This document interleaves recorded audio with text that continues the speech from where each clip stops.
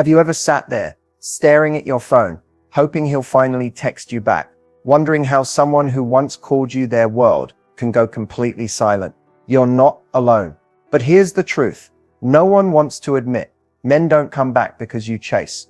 They come back when something inside them shifts.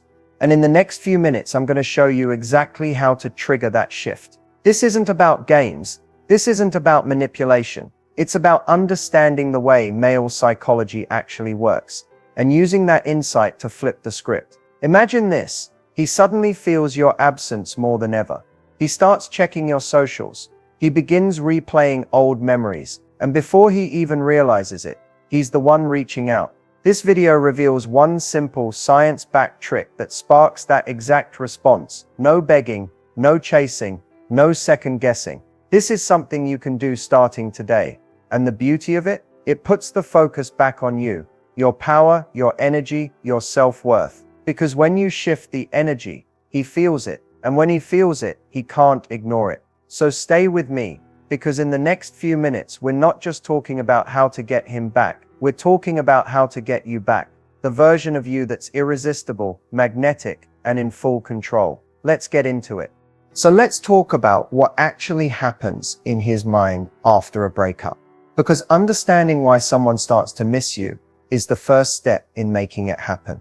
Right after a breakup, most men feel a strange sense of control. They believe they've made the right decision. They feel free, independent, maybe even a little relieved. That's the first emotional wave, and it's dangerous to interrupt it. That's why reaching out, chasing, or trying to fix things too soon almost always backfires. You become associated with pressure, discomfort, and emotional conflict. But here's the thing, that initial wave, it fades, always. And what comes next is where your power lies. As time goes on, and especially if you go quiet, his mind starts to wander. He notices your absence, not just physically, but energetically. The daily texts, the voice notes, the comfort of knowing you were there, gone. Now there's a vacuum. And the brain hates a vacuum. This is when his mind starts to fill in the blanks with idealized memories. He forgets the small arguments. He forgets the tension. What he remembers is your laugh, your smell, the little things you did that made him feel safe, important, wanted. That's nostalgia, and it's extremely powerful. It rewrites history in your favor. Here's the psychological catch. Men don't miss the woman who's still emotionally available. They miss the one who's suddenly out of reach. The mystery of your silence, the unknown of how you're doing, if you've moved on, it all triggers a sense of loss. And loss, biologically, feels like pain. His ego starts to ache. His certainty starts to crack. And suddenly he's thinking about you in ways he hasn't before. He starts questioning his decision, wondering if he made a mistake. That's regret creeping in, and when it does, you're no longer chasing. He is, and that's exactly where you want to be. Now that you understand the psychology behind why men begin to feel regret and longing, let's talk about what kills that process. Because even if he's on the verge of missing you, one wrong move can pull him right back into emotional detachment. The biggest mistake women make after a breakup is trying to prove their worth. That can look like sending long messages explaining your side, constantly checking in to stay friends, posting on social media just to make him jealous, or worse, begging. All of these actions come from a place of fear, not confidence. And fear is the least attractive energy you can show. Here's what happens in his mind when you reach out too soon. Or too often, he doesn't feel loss. He doesn't feel curiosity. He doesn't even have space to wonder what you're doing or how you're feeling, because you're still there, emotionally accessible. He doesn't have to chase. He doesn't even have to process the breakup fully, because your presence gives him emotional closure without him doing any work. Another common mistake is using social media as a tool for reaction. Posting overly sexy photos, cryptic quotes, or trying to show him how fine you are. Trust me, he sees right through it, and instead of sparking regret, it confirms that you're still emotionally entangled. It's not strength, it's strategy disguised as desperation, and men can feel that energetically. Then there's the friend zone trap. Some women accept the offer to stay friends just to stay close. But what you're doing is training him to have the benefits of your emotional support without the responsibility of a relationship. And once he gets comfortable in that dynamic, it's nearly impossible to shift the power back in your direction. Let's be real, men respect what they can't easily access. And every time you make yourself available in the hopes that he'll realize something, you're actually delaying that realization. Regret doesn't grow in comfort. It grows in silence, in distance, in uncertainty. And let's not forget the mental mistakes. Obsessing over his every move, stalking his stories, analyzing his likes. That energy keeps you stuck. And even though he may not see it, it affects how you show up in the world, that lack of detachment. It leaks through everything, your tone, your energy, your presence, and it pushes him further away. So if you've done any of these things, stop, today, right now. Because the moment you stop feeding his comfort is the moment he starts to feel the gap. And when he feels the gap, that's when he starts to wonder. That's when the shift begins. That's when you become the one that got away. Let's get into what everyone always asks about after a breakup. What should I text him? Now first, let's make one thing clear. If you've been chasing over texting or constantly reaching out, this step won't work unless you've first pulled back. The power of this message only kicks in when there's been enough space for him to feel your absence. If you skip that, it just sounds like another excuse to talk. But once he's felt the silence, once the emotional reset has begun, a single well-crafted message can break the ice and spark his curiosity. Not to restart old conversations, not to beg, but to plant a seed. And here's the key. Your message should not be emotional. It shouldn't be dramatic or ask for anything. The goal here is not to get a reply. It's to shift the energy and create an emotional question mark in his mind. That's what draws him back in. Here's a version of what that might look like. Hey, this is random, but I just came across something that totally reminded me of you. Hope you're good. That's it. Now let's break down why this works, because it sounds so simple, but it's layered.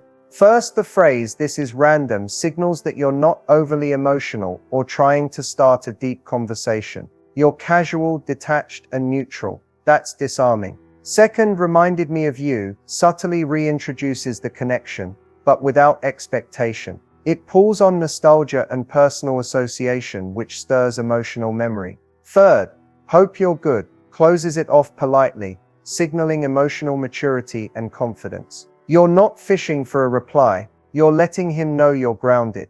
Now this message does one very important thing. It flips the emotional dynamic.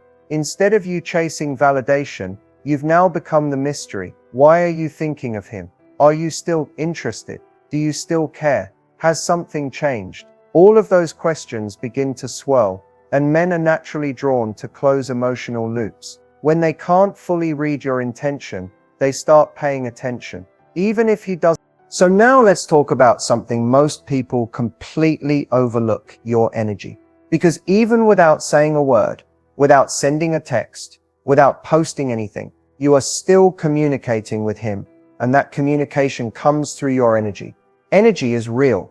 People can feel it, sense it, even from a distance. And after a breakup, the most magnetic thing you can do is stop chasing, stop reacting, and start glowing. Not for him, but for you.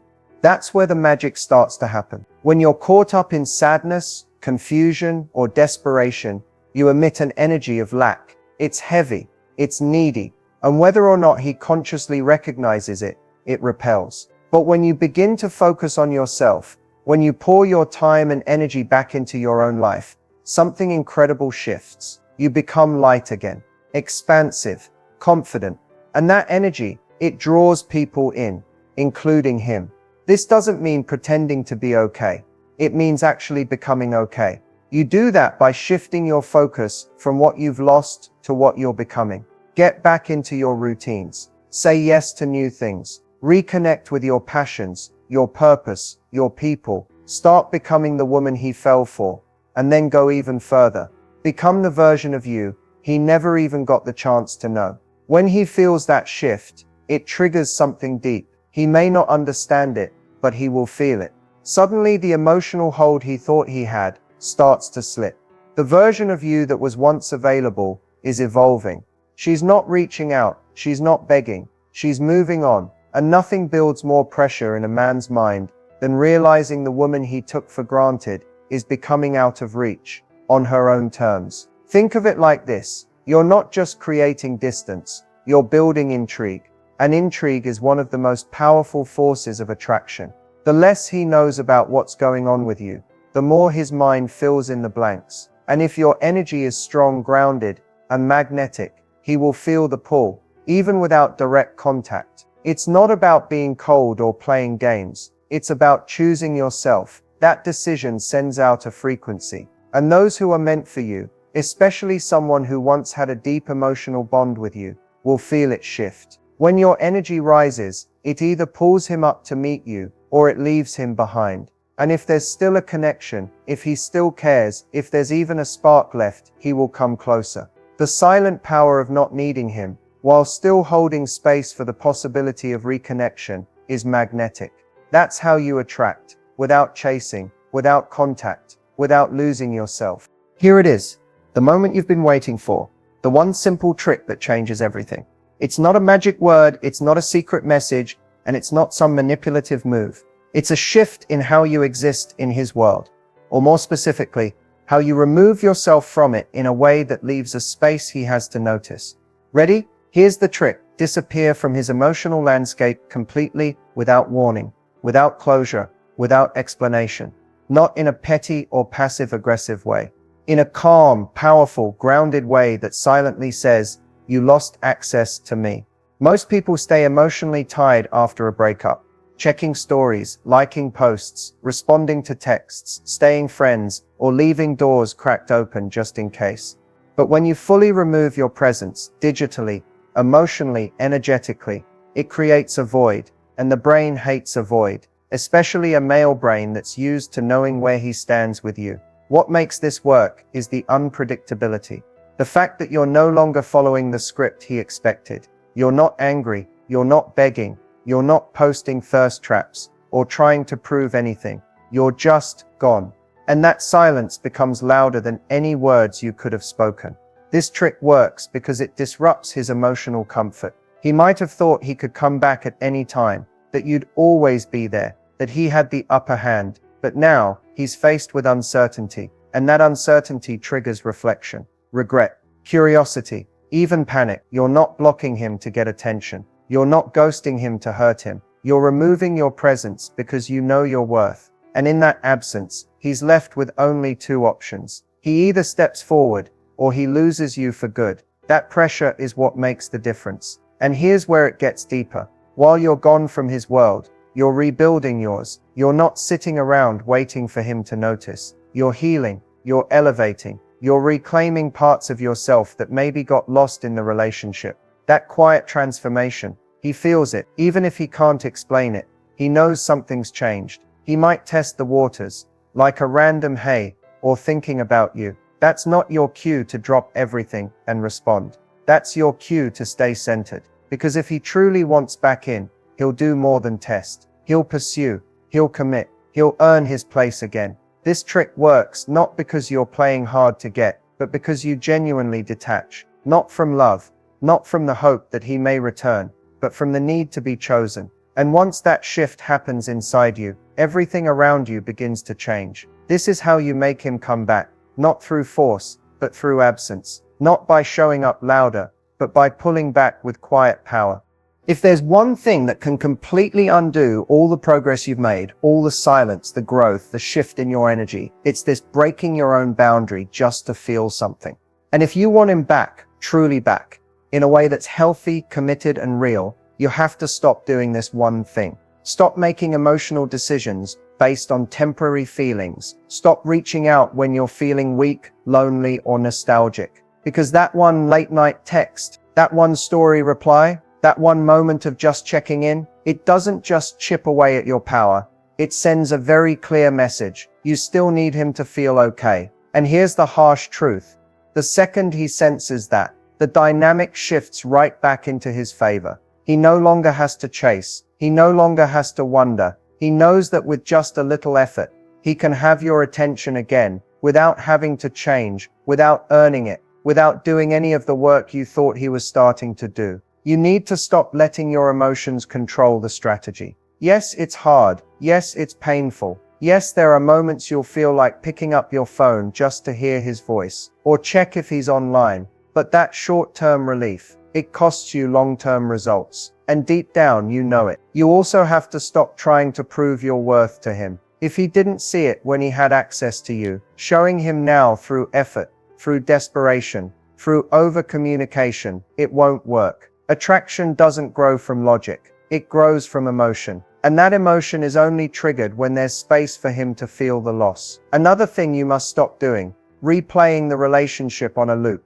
analyzing every word he said, obsessing over who he's talking to, wondering what you could have done differently. This emotional overthinking keeps you stuck in the past, and you cannot move forward while you're emotionally living in rewind. You don't need to be perfect. You don't need to have it all figured out. But you do need to stop giving your power away one small decision at a time. If you want him back, not just back, but in love, present, and committed, you have to show that you're no longer the same woman he walked away from. And that starts with self-control, discipline, emotional boundaries, the strength to sit in discomfort without trying to fix it with contact. Because when you stop doing what weakens your value, you create space for him to feel the consequences of letting you go. And that's when real change begins.